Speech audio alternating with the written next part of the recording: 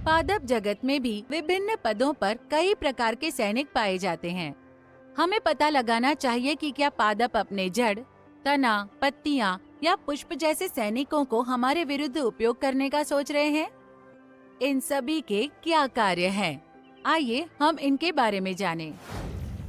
हमारा उद्देश्य विभिन्न प्रकार के पादपों के विषय में जानना है और फिर पादपों के विभिन्न भागों के कार्य के बारे में जानना है।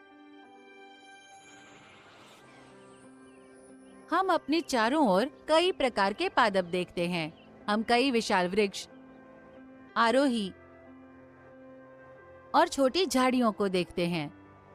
इनमें से कुछ पादपों में पुष्प होते हैं और कुछ में नहीं होते।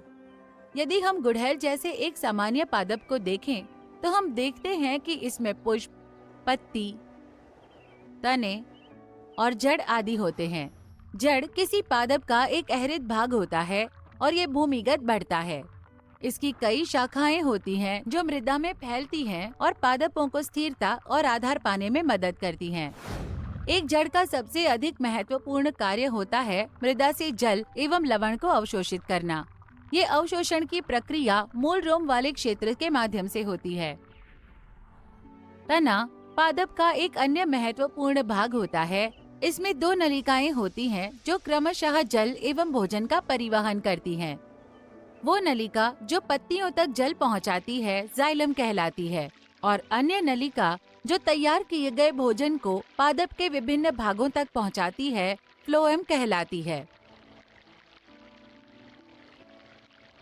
तना पत्तियों और पुष्पों को आधार प्रदान करता है। पत्तियां पादपों का सबसे महत्वपूर्ण भाग हैं।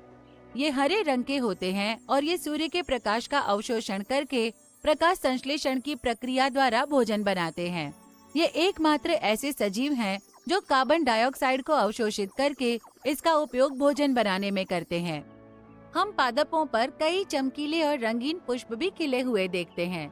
इन विभिन्न रंगीन पुष्पों की कई अलग अलग किस्में पाई जाती हैं।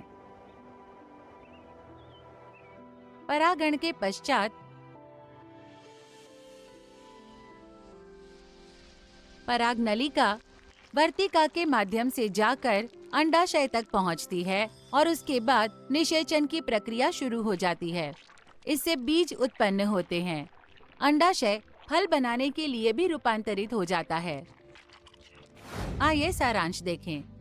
जड़ किसी पादप का एक अहरित भाग होता है एवं ये भूमिगत बढ़ता है। ये पादप को स्थिरता और आधार प्रदान करने में मदद करता है। एक जड़ का सबसे अधिक महत्वपूर्ण कार्य होता है मृदा से जल और लवणों को अवशोषित करना।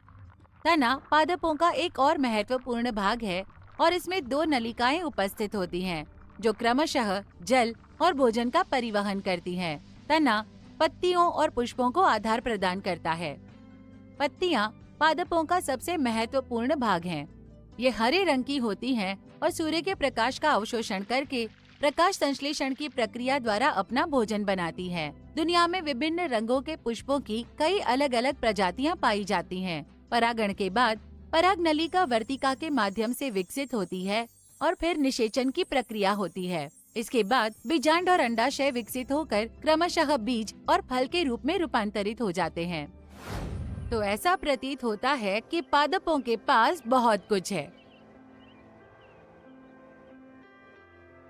लेकिन पादपों के सभी भाग समान रूप से नहीं बनते और कई पादपों में कुछ दिलचस्प अनुकूलन और रूपांतरण होते हैं। अधिक जानने के लिए खोज जारी रखें।